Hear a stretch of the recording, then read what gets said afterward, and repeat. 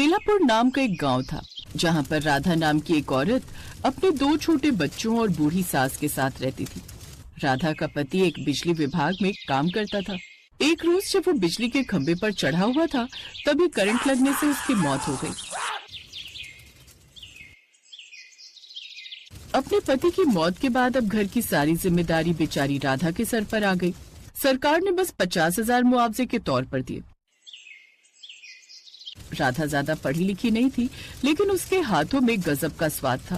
वो बहुत ही अच्छे समोसे बनाना जानती थी, इसीलिए जो थोड़े से पैसे बचे थे उससे उसने समोसे बनाने का काम शुरू कर दिया। वो एक ठेले पर समोसे बनाकर बेचने लगी। समोसे समोसे समोसे खाइए, 10 रुपए का एक समोसा, आइए आइए। लगा दो बहन जी एक समोसा, बढ़िया मौसम है, ऐसे में समोसे खाने का बड़ा मन कर रहा है। जी भाई साहब। अब धीरे धीरे उसके पास और भी ग्राहक आने लगे।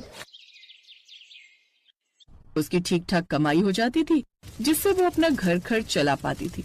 लेकिन पिछले कुछ दिनों से ग्राहक उसकी दुकान पर आ नहीं रहे थे। कमाल है, आजकल कोई भी ग्राहक ठेले पर नहीं आ रहा। ये सब ग्राहक चले कहाँ गए? तभी गांव की कमला काकी उसके पास आती हैं। बेटी, अब इस गांव में एक नई समोसे वाली आ गई है, रजनी, जो शहर से पनीर के समोसे बनाना सीख कर आई है और पनीर के समोसे बनाकर बेच रही है। अब सभी उसके पनीर के समोसे खाने ही भाग रहे हैं।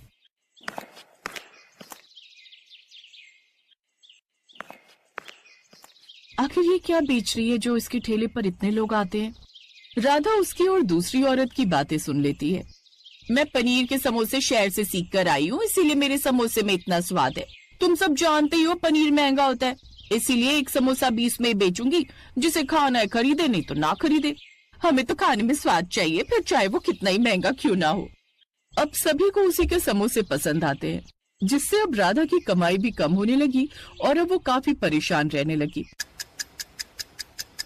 माँ जी, जब से वो रानी पनीर के समोसे बनाकर बेच रही है, मेरी ग्राहकी ना के बराबर हो गई है। अच्छा, मैं जंगल से कुछ लकड़ियां काट लाती हूँ। अब वो जंगल से लकड़ियां काटने चली गई। जंगल के पास पहुंचते ही उसका पैर फिसल जाता है और वो गड्ढे में गिर जाती है। लेकिन उस गड्ढे में गिरते ही वो एक अलग ही दुनिया में पहुंच जाती है, जहाँ पर दूर दूर तक एक अनोखे हरे रंग के चमकते हुए आलू के खेत थे। अरे, ये तो एक अलग ही दुनिया है। और ये हरे रंग के आलू, ऐसे आलू तो मैंने पहले कभी नहीं देखे। तभी वहाँ एक ऋषिवर आते हैं। क्योंकि ये एक अलग तरह के आलू है, जादुई आलू। जादुई आलू? हाँ, अब तुम इस आलू से जो भी इच्छा कहोगे वो पूरी हो जाएगी, और इसका स्वाद इतना जबरदस्त है कि इसे एक बार खाओगे तो भूल नहीं पाओगे। अच्छा, ये बताओ बेटी, तुम बड़ी परेशान लग रही हो, और यहाँ इस दुनिया में कहाँ से है? फिर राधा उसे सारी बात बताती है। बाबा, समोसे बेचना ही मेरा एकमात्र काम है, लेकिन पिछले कुछ दिनों से वो भी अच्छा नहीं चल रहा। गांव में एक पनीर समोसे बेचने वाली जो आ गई है। अब तुम इस हरे आलू के समोसे बनाकर बेच, देखना तुम्हें कितना लाभ होगा। लो, अब इस आलू को अपने घर के सामने बो देना, फिर देखना कमाल। राधा जैसे ही आंखें बंद करती है वो अपने गांव पहुंच जाती है। घर आकर उस हरे आलू को अपने आंगन में बो देती है और अपनी सास को सारी बात बताती है। अगले दिन जब वो सोकर उठती है तो उसके आंगन में बहुत ही बड़ा हरे आलू का पेड़ लगा हुआ था। माँ, देखो ना, हरे हरे आलू कितने ही सुंदर लग रहे हैं। मेरे लिए इनके समोसे बनाओ ना माँ।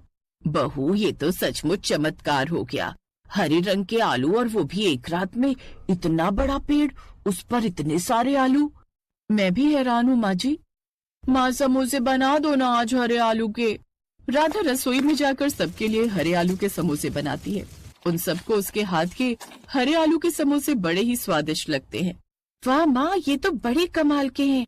इतने स्वादिष्ट समोसे तो मैंने आज तक नहीं खाए, और दो ना।